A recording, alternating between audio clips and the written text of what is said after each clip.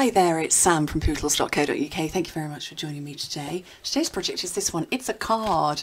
As you know, I don't make lots of cards on video. I have lots of them on my blog, but I don't make cards on video just because of the whole measurement thing of international A4 and metric and imperial within that, and then 8.5 by 11 imperial. But I love to share the layered card technique. It is so simple. It really doesn't matter whether you could make a double-sized card, a really big one, or you can make a square, a 4-inch square, a 6-inch square, whatever. But this is cute. The gnome for the holidays. I have to say, I'm beginning to embrace this trend of gnomes. I am very British, and I kind of see gnomes, think either Romeo and Juliet, which is a brilliant, brilliant movie, and, you know, Sherlock Gnomes is very good, or I think Garden Gnome. But it's a trend that's made its way here. I could get on board with it. So, gnome for the holidays, super cute. On this card, I used Blushing Bride and Pool Party for my two colours in the background. And I'm not sure that you're going to see it so well, but this is the wood grain from just the standard designer series papers, and then I reflected those colours in my little gnome, and I'm going to do the same again except with different colours. So I'm going up a grade with basic grey. Look, there you go, you can see the wood grain, fabulous. And then I'm going to bring in Highland Heather and Balmy Blue, so just a little bit different, but I kind of fancied sticking with the pastels. Right, so which way round do I need them? Yes, I need them that way up. That way up. Okay, so the first thing you do is you cut your piece of paper in half, sorry, piece of cardstock in half, and score it in half. So you end up with a card blank of the size of your choice. I like to work and make a C6 card, but as I said, you might want to make a 6x6 card, or 4x4, or you might want to just take a sheet of cardstock and fold it in half. But whatever you do, you're going to end up with a card blank. And it's this area that you're looking at, and you want to cut your piece of designer series paper. And like I say, these are the core collection designer series papers, which come in 6x6, and just layer over. You know what? I don't want that one. Hang on, I'm just bear with. Oh, okay, I haven't got any choice on that. That's my last bit of designer series paper that's in this pattern. But you want to get your piece of DSP, and it will be, if you work in metric, 1/2 centimetre shorter and narrower, or 1/4 of an inch, maybe even 1/8 of an inch shorter and narrower. So no, not giving you any measurements, just telling you the method. So that's my base, and it's going to sit over there. Beyond that, it's entirely up to you. So as you can see, I've got 4 panels, 2 coloured panels, 2 stamped panels. You can do any measurement you fancy. Just make sure, this is what I like to do, that you bring in the same colour as your card blank, and then you get a sort of a uniformity to it. So I think I'm going to go square. So I've picked a square, and then I'm going to have a long thin, I think, today.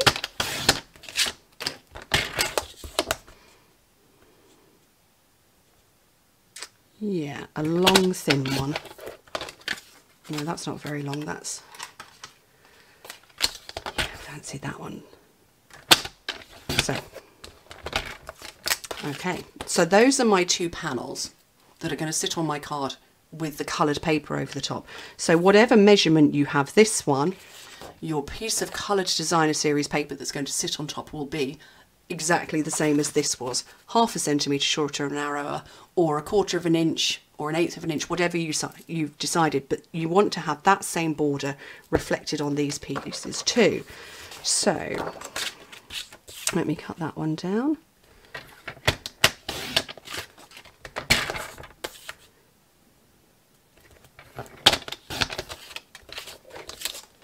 This is a brilliant way to use up scraps. If I look to my right hand side, where I've been prepping projects to film, I've got all these funny little pieces. I've got those bits, and I've got that bit there. I've even got this bit. So those are the kind of bits that you could incorporate into cards like that. But yeah, so I've got my nice border there. let's look at the measurements of this one. So, okay.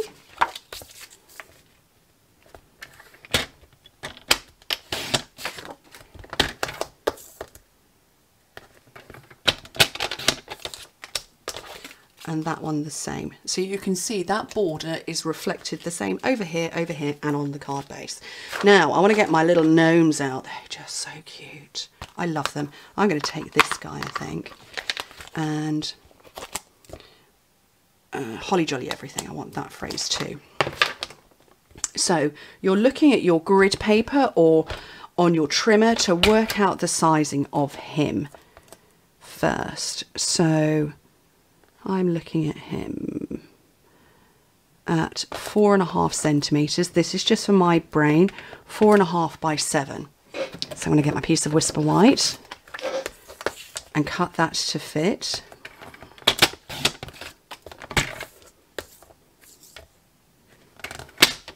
So when I stamp him, he's going to fit on there, and the same with your little panel. Actually, that would probably fit on that bit. As it happens, yes, it will. But you just measure exactly the same.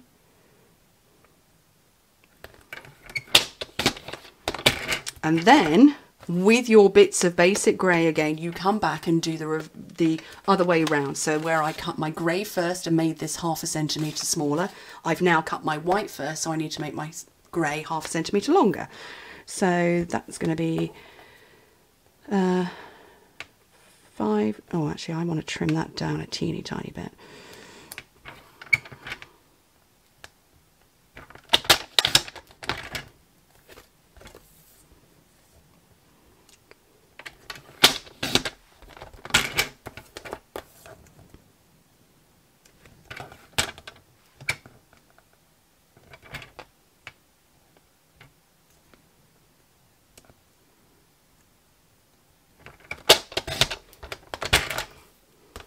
So that's going to sit over there for me to stamp my greeting. Let me measure this up. So I need to cut at 5 by 7.5.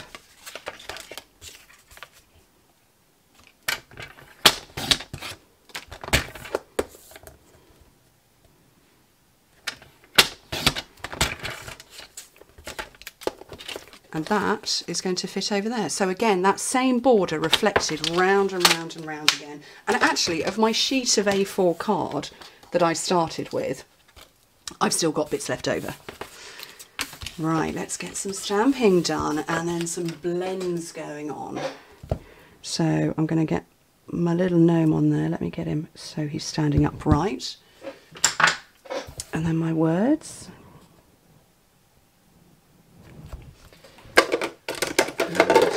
My memento.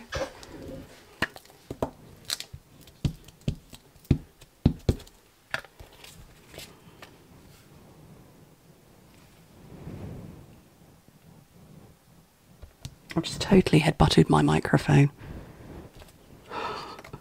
So he's there, ready to dry. And again, holly jolly everything. And while I wait for those to dry, I will start assembling. This is one that you could do en masse. You could do a whole batch of these in one go. You would just need to be, oh, wrong bit. You would just need to decide on a set of measurements. But like I say, this kind of card is brilliant for letting the paper do the hard work for you, but also for using up those fiddly little scraps. And yeah, there's a little scrap I could use on a future card like this.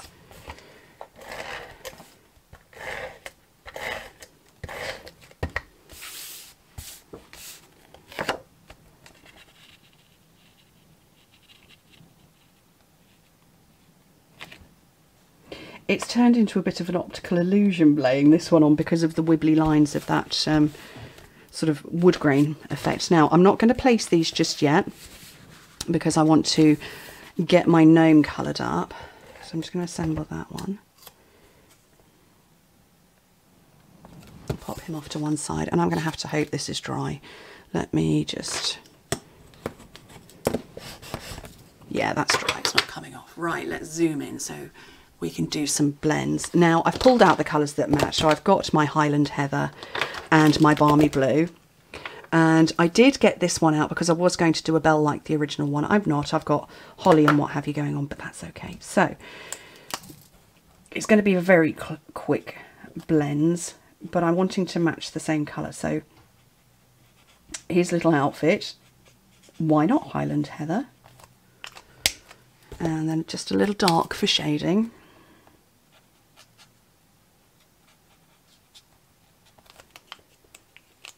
Oops.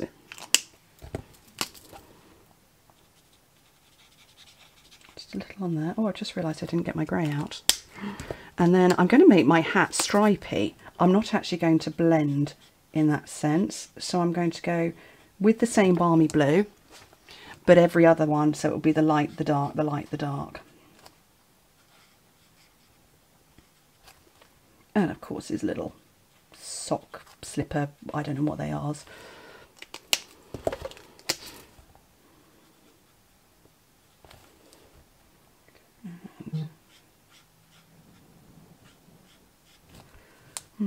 Not enough definition there. I might layer over that dark one a few times to get the depth. Just to really build up the layers of colour. And then my bauble, and like that. And then I want to colour his nose, so I'm just grabbing my petal pink.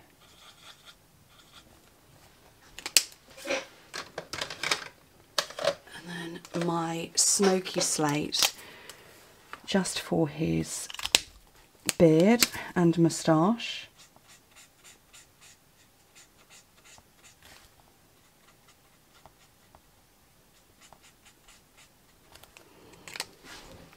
And then because I've got little green leaves, I'm using my very favourite Just Jade. I'm going to bring in a bit in the middle there.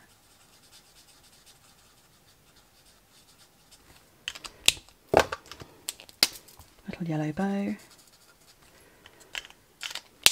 And then just to finish, to go over that dark Balmy Blue again, just to really get the difference in colour, to make it stripy. Just like that. Cutie. Okay, let me zoom out and then put the final assembly of this together. Oh, that's my Seal Plus. I didn't want that one. Oh, it's right there. Looking all over my seal. Where is it? I don't know. Right under my nose. And then the very final thing to do is literally just play around with your placement. So if I bring in my original one, I had, well, it's just all looking very different. So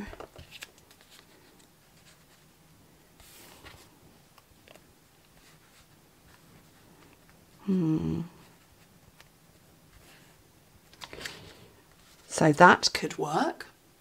I quite like that. Or it could be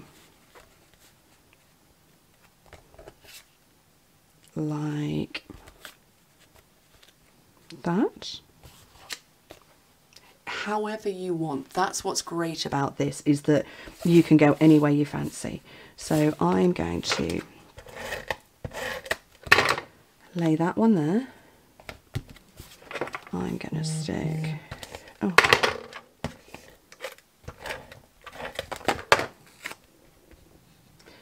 that one there. Oops.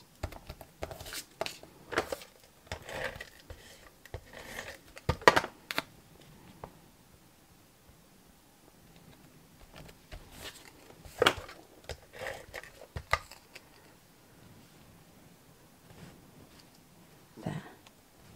I think. What do you think? So simple to do. There's no right or wrong, it's just what's pleasing to your eyes. The only right or wrong bit is that the border you have around any and all of your layers needs to be the same amount. So 1/2 centimetre, 1/4 of an inch, 1/8 of an inch, whatever it is, and it will be reflected around the edge of your cardstock too. I hope you like them, and I hope you've embraced your love of gnomes like I have too. I really could get on board with it. Anyway, thank you ever so much for joining me. Hope to speak to you very soon. Bye.